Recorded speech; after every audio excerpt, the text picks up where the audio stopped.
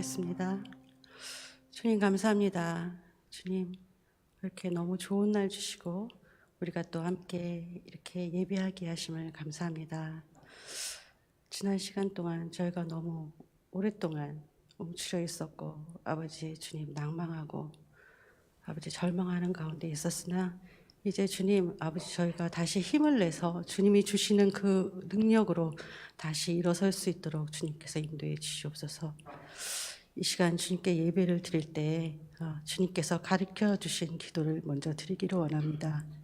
하늘에 계신 우리 아버지여, 이름이 거룩히 여김을 받으시오며 나라의 마옵시며 뜻이 하늘에서 이루어진 것 같이 땅에서도 이루어지다. 오늘날 우리에게 일용할 양식을 주옵시고 우리가 우리에게 죄진 자를 사하여 준 것 같이 우리 죄를 사하여 주옵시고 우리를 시험에 들지 말게 하옵시며 다만 악에서 구하옵소서. 대개 나라와 권세와 영광이 아버지께 영원히 있사옵나이다. 아멘.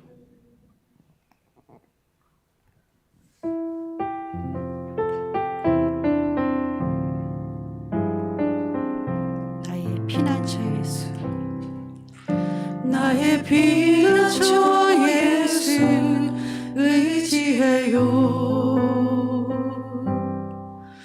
나의 피난처 예수 의지해요. 나의 가는 길을 거센 바람 몰아쳐도 나의 피난처 예수 의지해요. 다시 한번 나의 피난처 예수, 나의 피난처 예수 의지해요. 나의 피난처 예수 의지해요.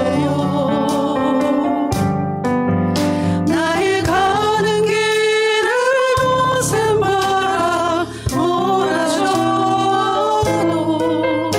나의 피난처 예수 의지해요. 아바 아버지, 아버지 나를 사랑하시니 나의 모든 것 주께 드려요. 아바 아버지, 아바 아버지 내가 여기 있으니 주의 영광 위하여 써주세요. 다시 한번 나의 피난처 예수, 나의 피난처 예수 의지해요. 나의 피난처 예수 의지해요. 나의 가는 길을 거센 바람 몰아쳐와도 나의 피난처 예수 의지해요. 나는 영원히 주님 사랑해요. 나는 영원히 주님 사랑해요. 나는 영원히 주님 사랑해요. 세상 어떤 것도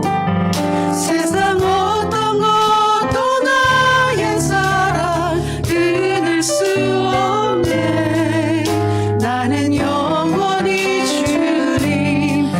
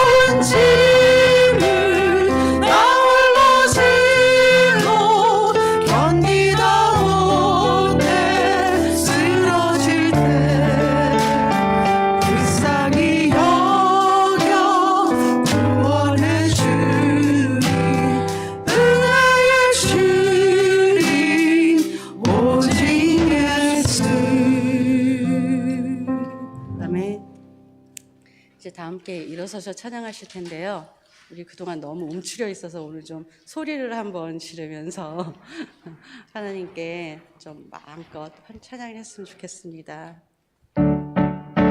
제가 헤이호를 하면은 그대로 따라하시면 돼요.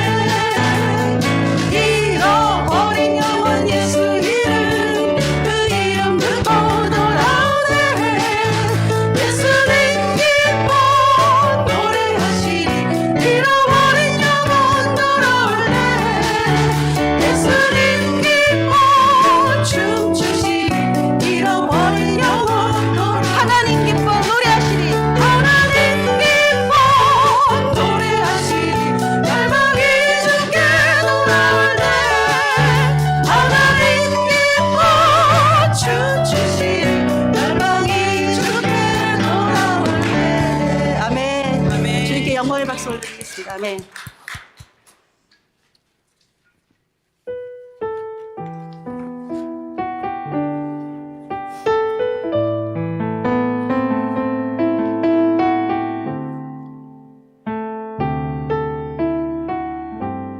십자가 그 사랑, 십자가 그 사랑, 멀리 떠나서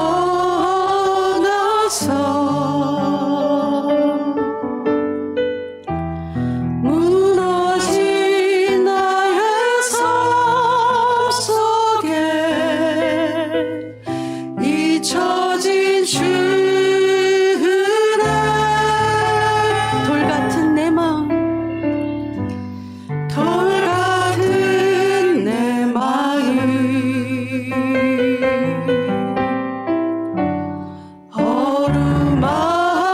어루만지사 다시 일으켜 세우신 주를 사랑합니다. 주 나를 보호하시고 주 나를 보호하시고 나를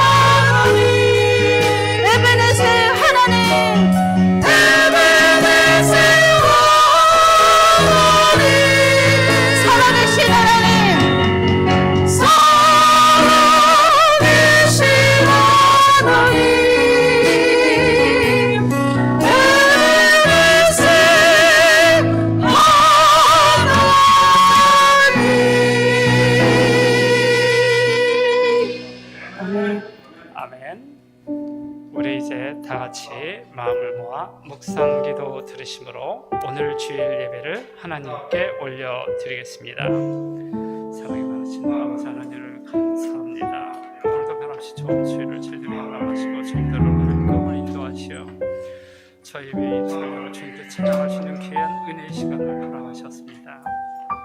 하나님, 오늘 이 예배 시간을 통해서 하나님께서 예배하신 귀한 생명의 말씀들, 축복의 말씀들, 은혜의 환경들을 저희들에게 물붓듯이 허락하여 주시옵시고, 주님이 이 말씀들, 은혜의 환경들을 가지고 저희 삶 속에 지켜주어가며 하나님의 말씀의 기쁨을 누리는, 하나님의 구원의 삶을 누리는 저희들의 현장의 삶이 될 수 있도록 인도하여 주시옵소서. 하나님, 이 자리에 참여하신 모든 성도님들 같이 같은 은혜로 함께 하시길 바라며 예수님의 이름으로 기도합니다. 아멘.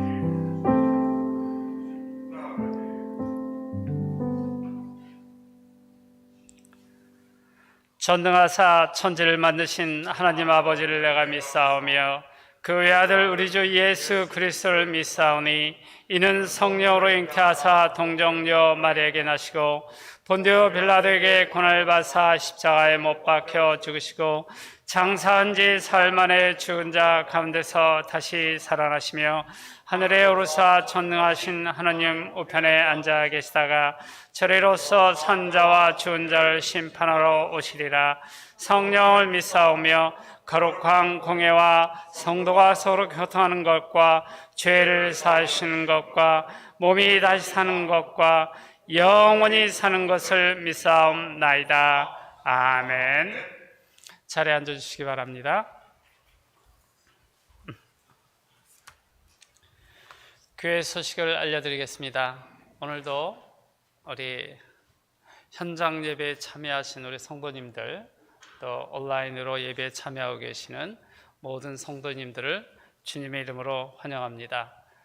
지난주까지도 약간 좀 쌀쌀한 날씨였는데 이제 오늘부터 완전한 봄 날씨가 되는 것 같습니다. 그래서 우리 성도님들, 모든 성도님들과 각 가정에 좋은 봄날의 기운이 있기를 소망하고, 그리고 백신 주사도 맞으실 수 있으면 가능한 빨리 맞으셔서 이런 면역이 형성되기를 기대합니다. 그래서 제 경험을 간단히 소개하자면, 저도 백신을 2차까지 이번 주에 지난주까지 맞았는데 사람들이 많이 염려하는 그런 후유증은 없습니다. 머리만 살짝 좀 아프고 주사 맞은 팔자리만 좀 불편했지 그 외에 특별한 증상은 없었던 것 같습니다. 그래서 혹시 그것 때문에 염려하셔서 좀 늦추시는 분들 계시면 빨리 맞으시면 좋을 듯 싶습니다. 다음 소식 알려드리겠습니다. 춘계 대신방 기간입니다. 신방 받기를 원하시는 분들은 참목장 리더님들과 목사님에게 말씀해 주시면 감사하겠고요.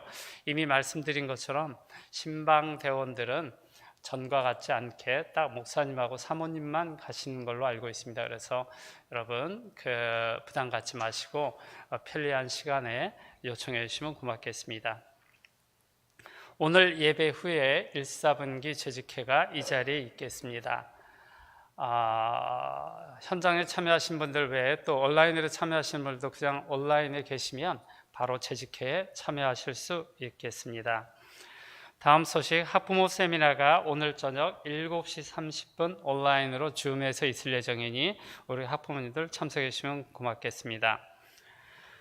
다음 소식, 성례식이 다음 주일에 있을 예정입니다. 유아 세례 및 세례 입교 받으실 분들은 저희 2층 올라오시면서 오른쪽 서류함에 맨 위에 있는 서식란에 꽂혀져 있는 문답집을 가져가셔서 준비해 주시면 감사하겠습니다.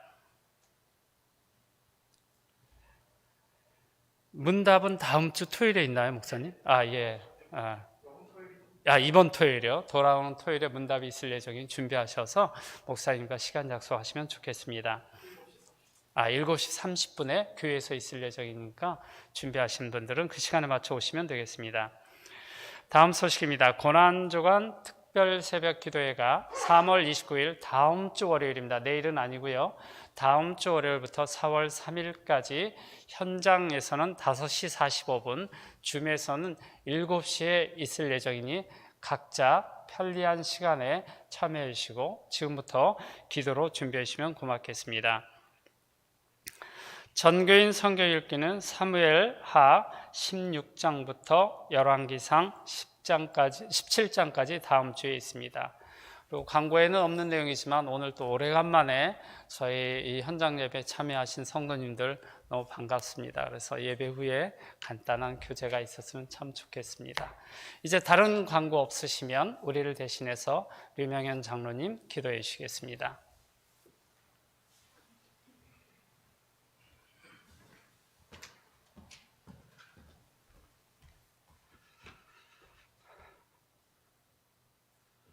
영원토록 존귀와 찬양을 홀로 받으시기에 합당하신 거룩하신 하나님 아버지, 아버지의 은혜와 사랑 고맙고 감사합니다. 코로나 팬데믹으로 온 인류가 어렵고 힘든 시기를 보내는 이때에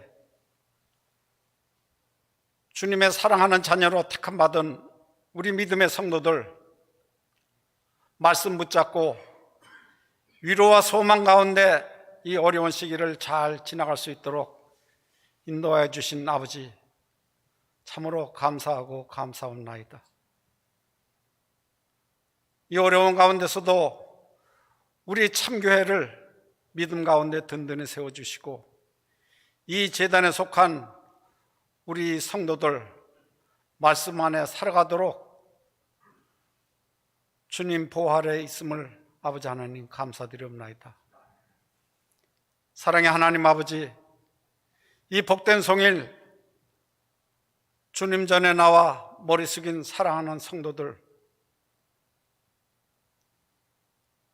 지난 한 주간 주님 은혜 가운데 살아왔건만 우리의 삶은 거룩한 성도의 삶이 되지 못하고 택함받은 온전한 자녀의 삶을 다하지 못한 저희들의 죄가 있습니다. 고백하기도 부끄럽고 어려운 마음의 죄도 있습니다. 이 죄와 허물 주님 십자가 앞에 내려놓으니 아버지 하나님 저희를 긍휼히 여기시고 사위의 은총을 내려주시옵기를 간절히 바라고 원합나이다. 주님이 주시는 은혜로 우리의 마음을 정결케 하시고 살아계신 하나님과 온 마음과 정성을 다하여 예배 드릴 수 있도록 우리의 마음문을 열어주시옵기를 바라고 원합나이다. 사랑의 하나님 아버지, 주님 귀 쓰시는 주의 종 우리 목사님, 고난 가운데서도 성도들을 교육하고 위하여 기도하시고 신방하며 이끄시는 그 사역 위에 성령께서 함께하여 주시고 성도들을 위로하는 그 자리에 성령의 위로의 손길이 더하여 주실 줄 믿습니다. 더욱 풍성한 신방길이 되게 하시고 은혜의 신방길에 성도들의 마음이 풍성해지는 귀한 신방기간이 될 수 있도록 아버지 하나님 역사하여 주시옵소서. 아버지 하나님, 특별히 어려운 가운데서도 우리 가정에 보배드린 자녀들이 유년부, 학생부 말씀 교육을 받고 열심을 내며 하나님의 은혜를 사모하는 그 교육이 있습니다. 이끄시는 전도사님, 교사들에게 더욱 은혜를 더하여 주시고 가정에 보배드린 그들이 말씀을 배우고 익히는 것이 삶의 근본이요 세상을 이기는 힘임을 바르게 알고 힘써 배우고 익히는 그들에게 하나님의 한량없는 은혜와 사랑이 더하여 주시기를 간절히 바라고 원합니다. 아버지 하나님, 이 시간 머리 숙인 저희 사랑하는 성도들, 예배드리는 처소는 각자 다를지라도 우리의 애타는 기도들이 하나님께 향할 수 있도록 주님 미세한 심령의 기도까지 들어주시옵기를 바라고 원합니다. 생업의 문제로 애타는 가정이 있을 줄 믿습니다. 신분의 문제로 주님께 매달리는 가정도 있습니다. 건강의 문제로, 자녀의 문제로, 여러 가지 각각 다른 사연으로 주님께 매달리는 그 기도의 소리에 주님께서 세심히 들어주시고 은혜로 응답하여 주시기를 간절히 바라고 원합니다. 아버지 하나님, 이제 새봄을 맞이하여 사순절 기간을 보내고 있는 우리 성도들, 움츠렸던 우리의 믿음이 더욱 활기를 얻게 하시고 이 새봄을 맞이하여 고난의 주님의 동참하는 우리 믿음이 되게 하시고 영광의 부활의 주님을 만나는 축복도 허락하여 주시옵기를 간절히 바라고 원합니다. 아버지 하나님, 이 시간 우리 준비하신 하나님의 말씀을 들을 때 우리의 만문이 은혜로 충만케 하여 주시고 우리의 영혼이 말씀으로 풍성함을 없는 귀한 복된 예배의 시간이 될 수 있도록 아버지 하나님 은혜를 더하여 주시옵소서. 전하시는 목사님 위에도 성령의 은혜가 충만케 하여 주시옵기를 간절히 바라고 원하며 예수님의 이름으로 기도드리옵나이다. 아멘.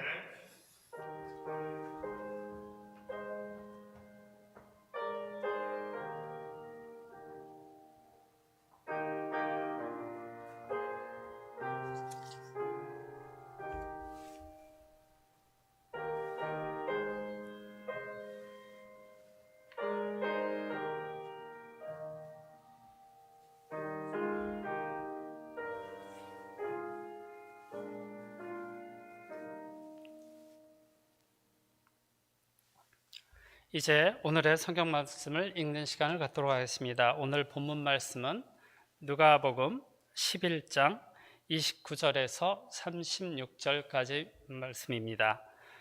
누가복음 11장 29절에서 36절까지의 말씀을 제가 읽도록 하겠습니다. 무리가 모였을 때 예수께서 말씀하시되 이 세대는 악한 세대라 표적을 구하되 요나의 표적밖에는 볼 표적이 없나니 요나가 니느웨 사람들에게 표적이 됨과 같이 인자도 이 세대에 그러하리라. 심판 때 남방 여왕이 일어나 이 세대 사람을 정죄하리니 이는 그가 솔로몬의 지혜로운 말을 들으려고 땅 끝에서 왔음이거니와 솔로몬보다 더 큰 이가 여기 있으며 심판 때 느느웨 사람들이 일어나 이 세대 사람을 정죄하리니 이는 그들이 요나의 전도를 듣고 회개하였음이거니와 요나보다 더 큰 이가 여기 있느니라. 누구든지 등불을 켜서 속에나 말 아래에 두지 아니하고 등경 위에 두나니 이는 들어가는 자로 그 빛을 보게 하려 함이라. 내 몸의 등불은 눈이라. 내 눈이 성하면 온몸이 밝을 것이요 만일 나쁘면 내 몸도 어두우리라. 그러므로 내 속에 있는 빛이 어둡지 아니한가 보라. 내 온몸이 밝아 조금도 어두운 데가 없으면 등불의 빛이 너를 비출 때와 같이 온전히 밝으리라 하시니라. 아멘. 이제 성가대 지휘자님의 찬양이 있겠습니다.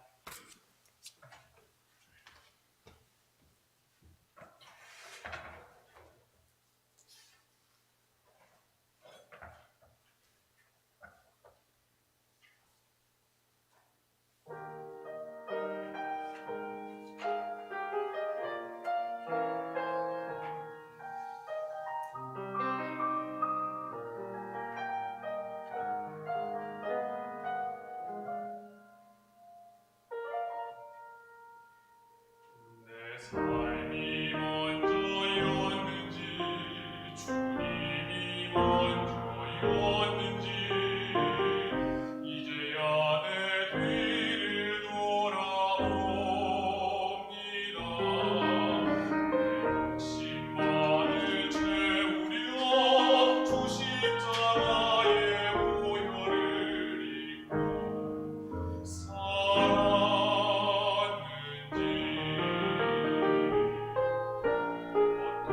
모든 자랑에 주의 영광 가렸는지 이제야 내 뒤를 돌아옵니다.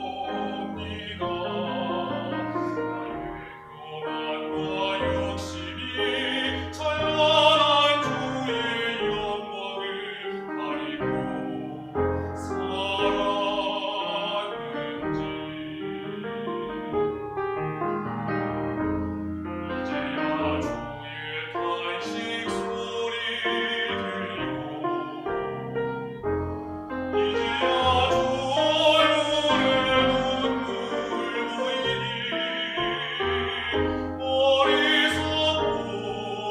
어리석은 죄인을 주여 용서하여 주소서. 나의 모든 자식과 자랑을 주 십자가 뒤에 숨겨두고 주님만 내 주님만 나타내기를 간절히 원합니다.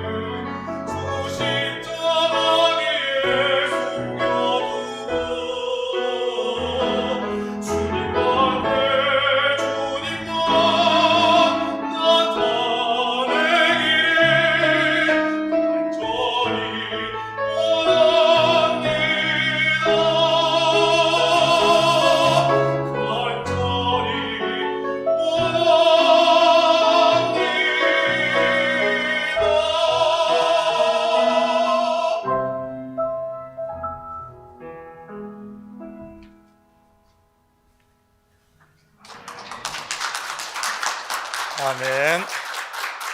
자, 이 시간 드려진 예물 위에 우리 함께 같이 기도드립니다. 사랑의 아버지 하나님, 참으로 감사드립니다. 지난 한 주간도 저희들 일할 수 있는 터전과 일할 수 있는 건강 주께서 허락하셔서 열심히 땀 흘리게 하시고 그 수고의 열매를 거두게 하신 하나님 감사합니다. 이 시간 자원하는 마음과 기쁜 마음과 감사를 담아 주님 앞에 예물을 올려드립니다. 11조로 드립니다. 감사 예물로 드립니다. 주일 예물로 드립니다. 성교 예물로 드립니다. 이 예물 하늘 곳간에 온전히 쌓이게 하시고 하나님의 마음을 흡족해 하는 복된 예물 되게 도와주시옵소서. 드린 손길에 가정의 아버지 하나님 복을 더하사 사랑으로 똘똘 뭉쳐지는 가정 되게 하시고 매일 모든 매듭들이 풀려지는 가정들 되게 도와주시옵소서. 특별히 부모와 자녀 간에 소통이 일어나게 하시고 비록 아버지 하나님 언어의 차이가 있고 문화의 차이가 있다 할지라도 아버지 한 그리스도의 사랑 안에서 온전히 사랑하며 화목한 가정들 될 수 있도록 우리 주님 지켜 보호하여 주시옵소서.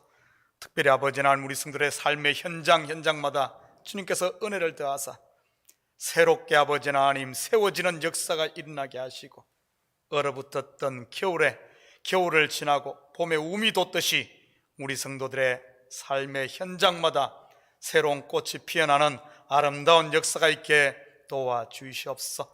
잠시 잠깐의 어려움이 있다 할지라도 낙심하지 아니하고 툭툭 털고 다시 시작할 수 있는 힘을 더하시고 믿음과 용기를 더하여 주시옵소서. 이 어려움을 이겨나갈 수 있는 지혜를 칠갑절이나 덧입혀 주시옵소서. 특별히 아버지 한 자녀들에게는 지혜와 명철을 더하시고 저들 속에 있는 꿈들을 마음껏 펼칠 수 있는 힘써 대장부가 되는 우리 자녀들도 서게 도와주시옵소서. 이 예물이 쓰는 곳마다 주의 영광 드러나게 하시고 영혼 구령사업과 선교사역과 구제사역에 온전히 쓰일 줄 믿사오며 이 모든 말씀 예수님의 이름으로 기도드립니다. 아멘. 좋은 아침입니다. 코로나 바이러스 19 팬데믹으로 인해 교회가 문을 닫은 지가 만 1년이 지났습니다. 19이라고 하니 먼 과거처럼 느껴지는 이유가 무엇일까요? 어쩌면 2020년이란 1년이 하나의 여백으로 남아있기 때문은 아닌지 모르겠습니다. 우리는 1년 동안 참으로 많은 것을 잃었습니다. 먼저는 1년이라는 세월을 잃었고 사랑하는 사람을 잃은 분들도 계시고 사업과 직장을 잃은 분, 건강을 잃은 분도 계시지요.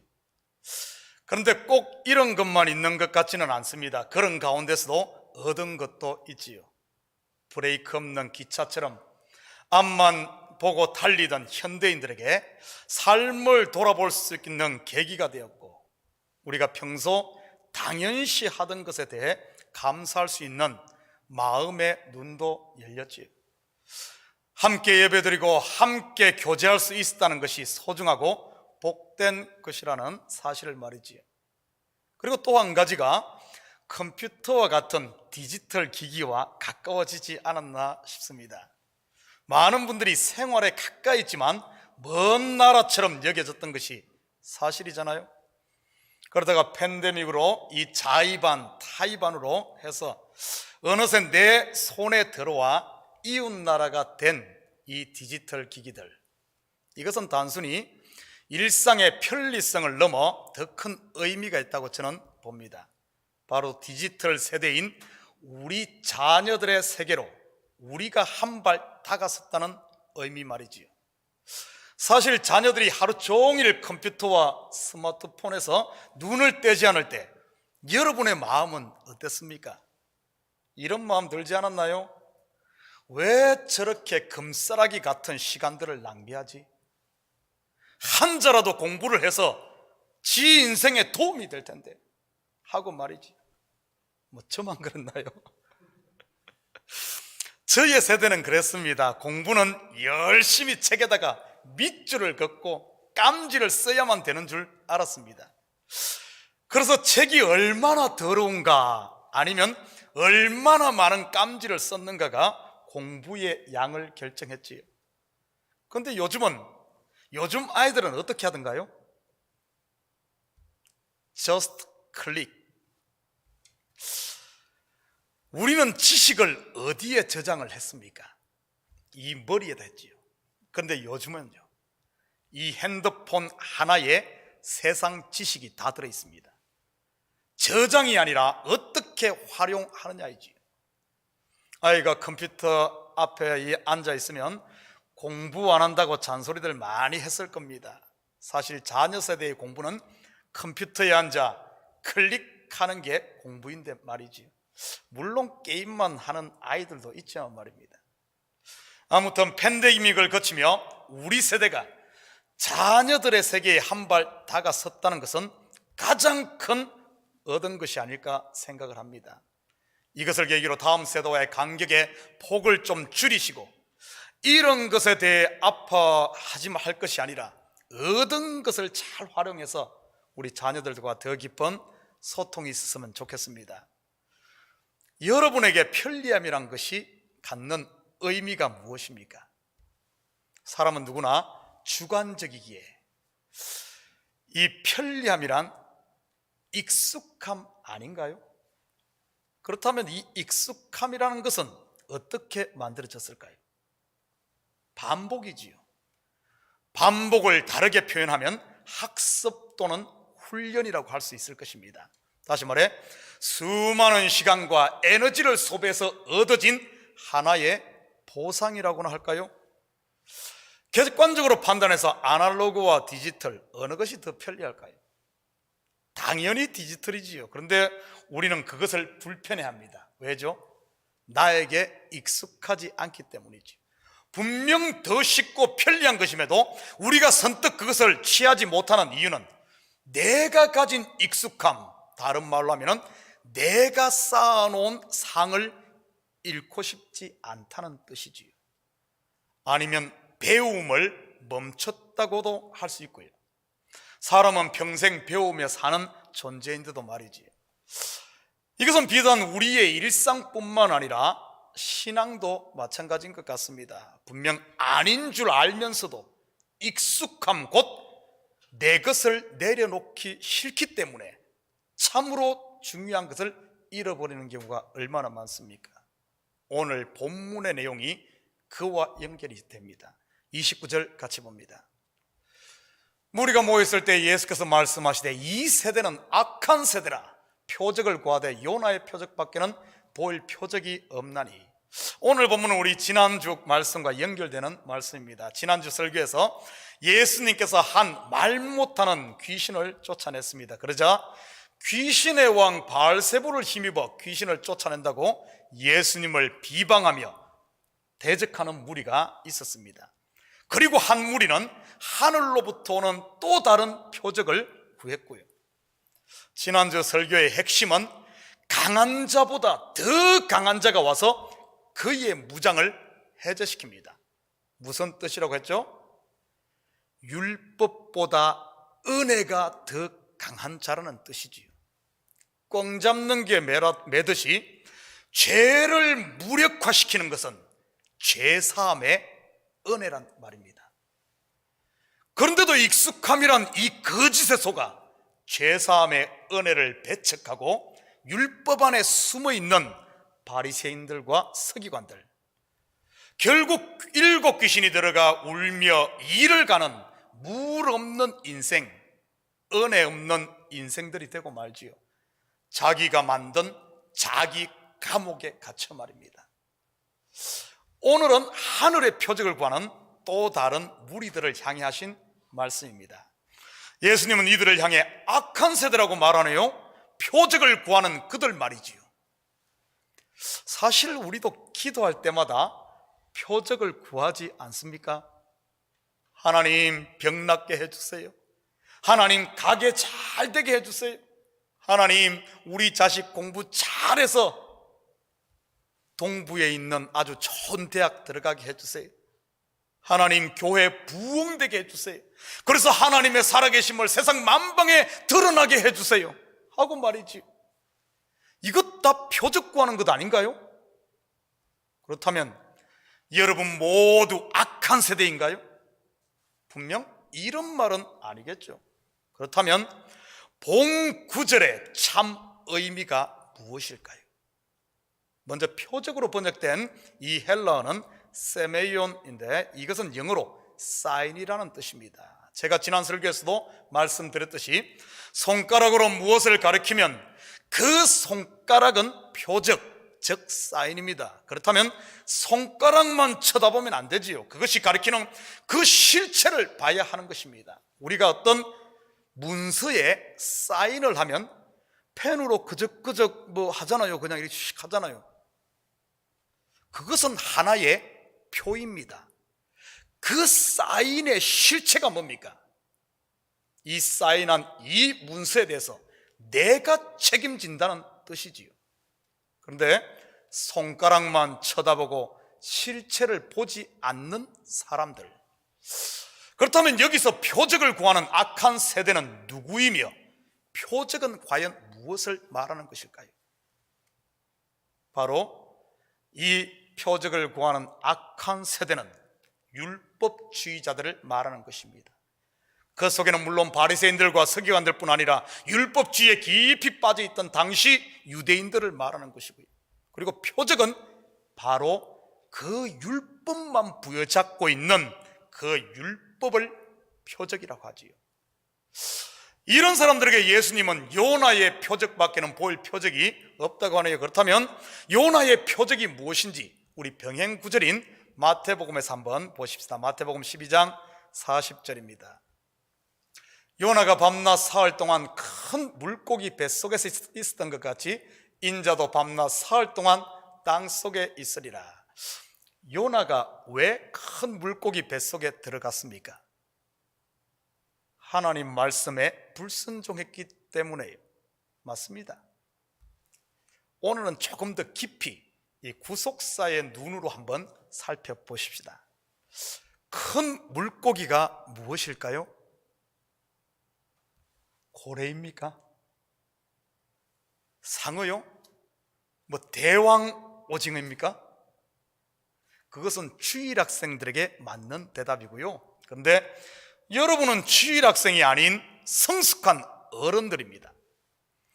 성경에서 오늘 이 물고기를 그냥 물고기라고 말하지 않고 큰 물고기라고 말합니다. 성경에서 크다는 말은 큰아들, 장자를 말합니다.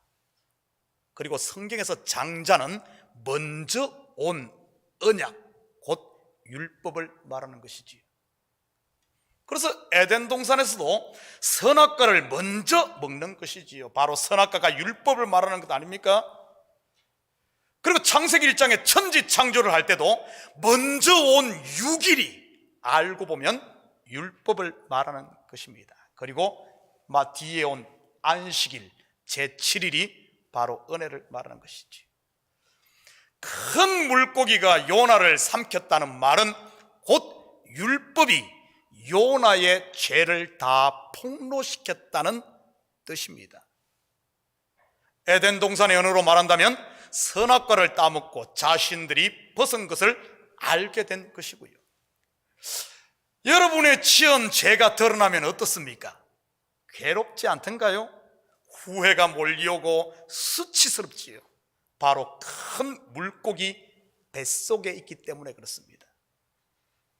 요나는 예수 그리스도를 예표합니다. 예수님이 십자가에서 죽으시고 무덤에 장사되심으로 율법의 그 저주를 짊으신 것이지요.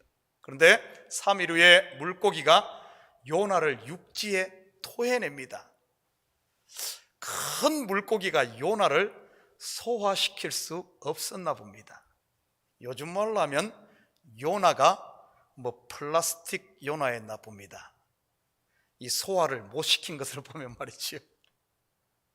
여러분 맞습니다. 어떻게 사망이 생명을 이길 수 있으며 죄가 은혜를 이길 수 있겠습니까? 바로 예수 그리스도가 친히 우리의 죄값을 지불하고 부활한 것이지요. 요나의 표적은 예수 그리스도의 죽으심과 부활로 인해 율법의 저주에서 해방된 희년의 선포인 것이지요. 혹시 아직도 물고기 뱃속에 계신 분은 없나요? 냄새나는 거기 계시면서 물고기 괴롭히지 마시고 빨리 나오시기 바랍니다. 예수님은 나왔는데 왜 거기 혼자 거기 머물러 있나요? 그래서 함께 나와서 니느웨로 가 심판이 임박한 영혼들을 건져내야 되지 않겠습니까? 그런데 오늘 본문에서 예수님께서 더 강조점을 두신 것은 두 번째 표적입니다. 30절, 32절입니다. 요나가 니느웨 사람들에게 표적이 된 것 같이 인자도 이 세대에 그러하리라. 심판 때에 니느웨 사람들이 일어나 이 세대 사람을 정죄하리니 이는 그들이 요나의 전도를 듣고 회개하였음이거니와 요나보다 더 큰 이가 여기 있느니라. 요나의 전도를 듣고 니느웨의 이방 죄인들이 회개하고 돌아왔습니다. 요나서에 보면 니느웨를 표현할 때 큰 성 니느웨라고 부릅니다. 이 또한 크다는 말은 장자 곧 율법을 말하는 것으로 율법의 저주 아래 매여 있음을 말하는 것이지요. 그런데 이 이방인들은 율법의 저주에서 요나의 전도를 듣고 은혜 아래로 나왔네요. 큰 물고기 표적으로 말한다면 물고기 뱃속에 있지 않고 땅으로 나왔다는 뜻이지요. 예수 그리스도의 복음을 듣고 죄인들과 이방인이 죽게 돌아올 것을 말하는 것이지요. 그런데 본 나라의 자녀들, 곧 하나님의 백성들은 여전히 표적만 구하고 있네요. 율법에 익숙함에 속아 물고기 뱃속에서 나오지를 않고 계속 율법 아래 머물고 있는 것이지요. 요나가 그림자였다면 예수님은 실체인 것입니다. 그림자만 본 니느웨 백성들도 회개하고 돌아왔는데 너희는 실체를 보고도 왜 나오지 않느냐는 이런 질책의 말씀이지요. 죄사함의 은혜가 있는 예수님께 말입니다. 31절입니다. 심판 때에 남방 여왕이 일어나 2세대 사람을 정죄하리니 이는 그가 솔로몬의 지혜로운 말을 들으려고 땅끝에서 왔음이거니와 솔로몬보다 더 큰 이가 여기 있으며. 여기서 남방 여왕은 바로 서바 여왕입니다. 이 여왕은 솔로몬의 지혜에 대한 소문을 듣고는 그 지혜를 직접 듣기 위해 먼 길을 찾아왔습니다. 서바는 요즘으로 말하면 남부 아라비아 지역인 지금의 예멘입니다. 바로 땅끝이지. 그곳에서 예루살렘까지는 약 2000km나 되는 먼 거리라고 합니다. 솔로몬의 지혜를 직접 듣기 위해 이방의 여인이 그 먼 길을 찾아왔는데 너희는 지금 솔로몬의 지혜의 실체가 되시는 생명의 말씀이 눈앞에 있는데 여전히 귀를 막고 있느냐는 말이지요. 혹시 우리도 지금 귀를 막고 있지는 않습니까? 쉐마 이스라엘, 들으라 이스라엘아. 이 복음을 들으면 사는데 또 다른 하늘의 표적 곧 율법만 쫓고 있지는 않느냐는 말입니다. 그러면서 이 비유를 예수님께서 베푸십니다. 33절입니다. 누구든지 등불을 켜서 속에나 말 아래에 두지 아니하고 등경 위에 두나니 이는 들어가는 자로 그 빛을 보게 하려 함이라. 등불을 켜는 이유는 등경 위에 두어 빛을 비추기 위함이라고 하네요. 비유의 의미를 살펴보지요. 성경에서 등불은 항상 하나님의 말씀을 말합니다. 하나님께서 범죄한 인성들에게 말씀 곧 율법을 주신 이유는 그들이 죄인임을 깨닫게 해서 그들을 생명의 빛 대신 하나님께 인도하기 위함이지요. 등불을 켜서 속에나 말 아래에 두려는 게 아닙니다. 이 말은 율법을 준 이유가 단순히 그것을 저주와 심판 아래 가두려고 하는 게 아니라는 말입니다. 요나의 표적으로 말한다면 큰 물고기 뱃속이 목적지가 아니라는 말이지요. 계속해서 34절 봅니다. 내 몸의 등불은 눈이라 내 눈이 성하면 온몸이 밝을 것이요 만일 나쁘면 내 몸도 어두우리라. 무슨 말입니까? 뭐 시력이 좋아야 된다는 말인가요? 몸의 등불은 눈인데 등불을 어디에다가 두라고 했습니까? 등경 위지요. 그렇다면 등경 위는 어디고 움속이나 말 아래는 어디를 말하는 것일까요? 우리가 요나의 표적에서 살펴보았듯이 큰 물고기 뱃속이 바로 움속이요 말 아래이지요.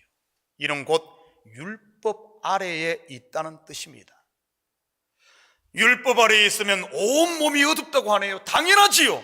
물고기 뱃속에 있으니 얼마나 힘들고 고단하겠습니까? 온몸이 어두우니 쉼이 없고 평안이 없고 매 판단하고 불평하고 원망하고 시기하며 경쟁하지요. 그렇다면 눈이 성하다는 말은 등불을 등경 위에 두었다는 뜻이지요. 바로 그리스도의 은혜의 빛 가운데 있다는 뜻입니다.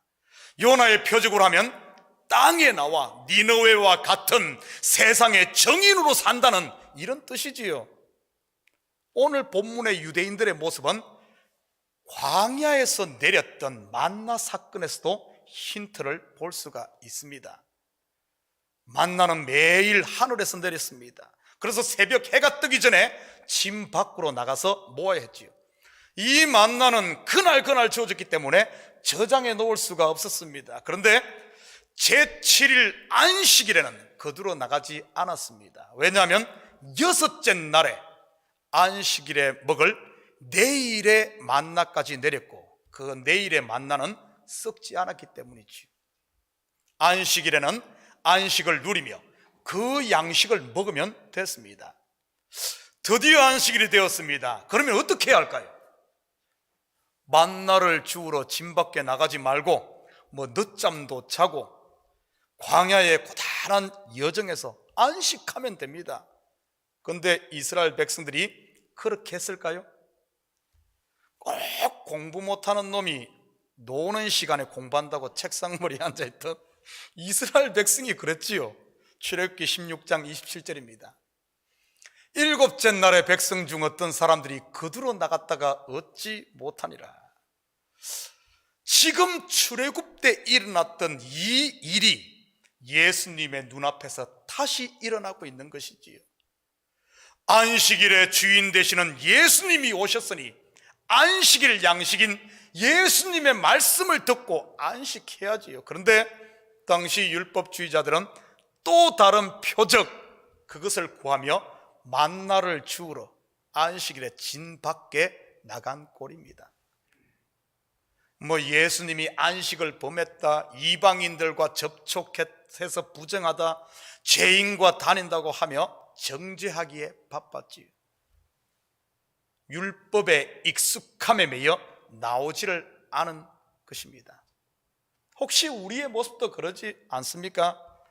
내가 값없이 용서받았기에 서로 용서하고 사랑받았기에 사랑하고 위로받았기에 위로하며 살아야 하는데 그러지 못하고 혼자 어둠 속에서 끙끙 앓고 있지는 않습니까? 다 용서해도 내가 저 인간만은 안 돼 하면서 말이지요. 만약 이러고 있다면 이 모습이 바로 큰 물고기 뱃속에서 온갖 비린내 다 뒤집어 쓰고 있는 그 모습이지. 35절입니다. 그러므로 내 속에 있는 빛이 어둡지 아니한가 보라. 여러분 속에 있는 빛, 곧 등불을 한번 보시기 바랍니다. 혹시 아직도 어두운 율법의 잣대, 율법의 시야, 율법의 빛을 들고 있지는 않은지 말이지요. 창세기 1장에 보면 하나님께서 두 광명체를 하늘에 창조했습니다. 앞에서 빛, 곧 등불은 말씀이라고 했지요. 그렇다면 큰 광명체, 곧 해는 복음을 말하고 밤을 주관하는 달은 율법을 상징합니다. 분명 예수님이 오심으로 밝은 태양이 떠오른 낮이 되었습니다. 성경은 이것을 은혜의 해가 떠올랐다고 표현했지요. 그렇다면 어느 빛에 우리가 거해야 되겠습니까? 혹시 여러분 가운데 대낮에 달빛 밑에 있지는 않습니까? 여러분, 그래서 어두운 겁니다. 그래서 어두운 거예요. 36절입니다. 내 온몸이 밝아 조금도 어두운 데가 없으면 등불의 빛이 너를 비출 때와 같이 온전히 밝으리라 하시니라. 혹시 여러분 가운데 나는 왜 안 될까? 나는 왜 이럴까? 하시는 분 있습니까? 마음은 원이로되 육신이 약하도다가 나의 18번이 된 분들 말이지요. 이유가 무엇인 줄 압니까? 여러분의 의지가 약했을까요? 아닙니다. 해가 중천했던 대낮인데도 혼자 스스로 만든 말 속에 들어가 있어서 그런 겁니다. 아니면 동굴 속, 아니면 그늘 속에 있어서 그런 것이지요. 큰 물고기 뱃속 말입니다. 예수님의 다른 표현으로는 네 눈에 율법의 잣대 곧 들보가 있기 때문인 것이지요. 예수님께서 지금 우리 마음의 문 밖에서 녹하고 있습니다. 이제 은혜의 빛으로 나오라고 말이지요. 그래서 원수졌던 니느웨도 가고 솔로몬의 지혜도 들으라고 말이지요. 한마디로 매임에서 풀려 자유하라는 말입니다. 우리가 은혜의 빛 가운데 있으면 그 빛이 우리를 통해 비춰집니다. 마치 달이 해의 빛을 반사하여 어둠을 비추듯이 말이지요. 그런데 우리가 그늘에 있으면, 동굴 속에 있으면, 말 속에 있으면, 물고기 뱃속에 있으면 그 빛을 비출 수가 없지요. 사랑하는 성도 여러분, 이 한 주간도 뒤돌아보고픈 유혹이 있다 할지라도 여러분 뒤돌아보지 마시고 빛 되시는 주님과 동행하심으로 그분의 은혜와 사랑의 빛이 나를 통해 세상 가운데 비출 수 있도록 여러분 자신을, 여러분의 눈을, 여러분의 시야를 빛 가운데 두고 살아가는 빛의 자녀들 되시기를 주님의 이름으로 축복합니다. 같이 기도합니다. 사랑의 아버지 하나님, 참으로 감사드립니다. 우리는 분명 빛의 자녀고 아버지는 그 빛이 우리 가운데 있는데 내 스스로 다시 아버지 하나님 어둠 속에 숨어 있지는 않습니까? 그러면서 내 입에서 하는 말이 세상이 왜 이렇게 어두운지 모르겠다고, 세상이 왜 이렇게 안 풀리는지 모르겠다고 하며 원망, 넋두리만 늘어놓고 있지는 않습니까? 하나님, 세상이 문제가 아니라 아버지 하나님, 내가 물고기 뱃속에 있어서 그렇습니다. 하나님, 익숙함이 주는 이 거짓에 속지 말게 하시고 매일매일 새롭게 하시는 주님의 은혜를 받고 아버지 하나님 주님 가신 그 길을 따라감으로 이 땅에서 빛의 자녀로 당당히 살아가는 정인들 되게 도와주시옵소서. 감사드리며 예수님의 이름으로 기도드립니다. 아멘. 자, 우리 다 같이 자리에서 일어납니다. 우리 시간 찬송 524장 찬송 들으신 후에 축도로 예배를 마칩니다.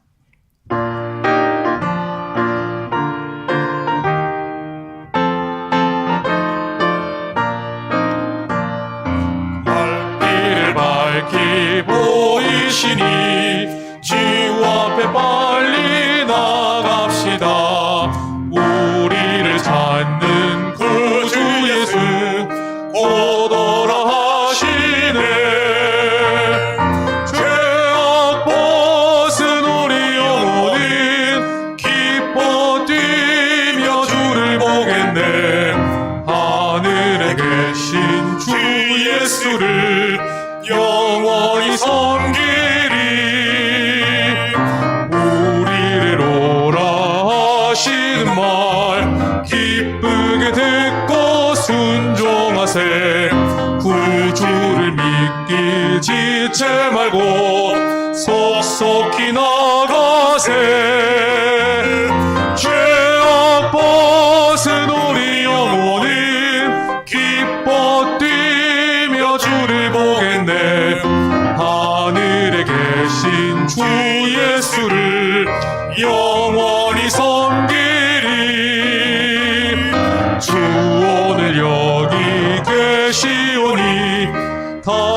와서 주의 말씀 듣기도 하며 생각하니 참 진리시로다. 죄악 벗은 우리 영혼은 기뻐 뛰며 주를 보겠네. 하늘에 계신 주 예수를 영원히 섬기리. 우리 박수희 전사님 요 예배 끝나면은요 사무실에 가서 제 노트북을 가지고 오시기 바랍니다. 그리고 오늘 줌에서 지금 예배 드리시는 분들은 그냥 줌에 같이 있으면은 우리 재직회 같이 줌에서 참여할 수 있고요. 그리고 우리 재직들 아니신 분들은 밑에 가면은 뭐 또 고구마도 있고 또 인디비주얼 스낵도 조금 하나 더 곁들여놨으니까 가셔서 드시고 이렇게 가시면 되겠습니다. 우리 축도로 예배를 마칩니다. 이제는 우리 주 예수 그리스도의 은혜와 하나님 아버지의 무한대하신 사랑하심과 성령님의 감화 감동 충만 역사 위로하심이 이 한 주간도 그늘의 유혹이 있다 할지라도 그늘 속에 숨는 것이 아니라 어둠 속에 숨는 것이 아니라 주님 서신 빛 가운데 함께 섬으로 말미암아 이 한 주간도 감사하며 찬양하며 즐거워하며 이 땅의 빛으로 삶으로 세상 가운데 어두운 가운데 빛을 비추며 영혼들을 주의 진리 가운데 인도하며 살길 원하는 사랑하는 성도들 머리에와 저들 가정에와 사업에 그리고 고국에 두고 온 부모 형제들 머리 위에 이제로부터 영원토록 함께 있을지어다. 아멘.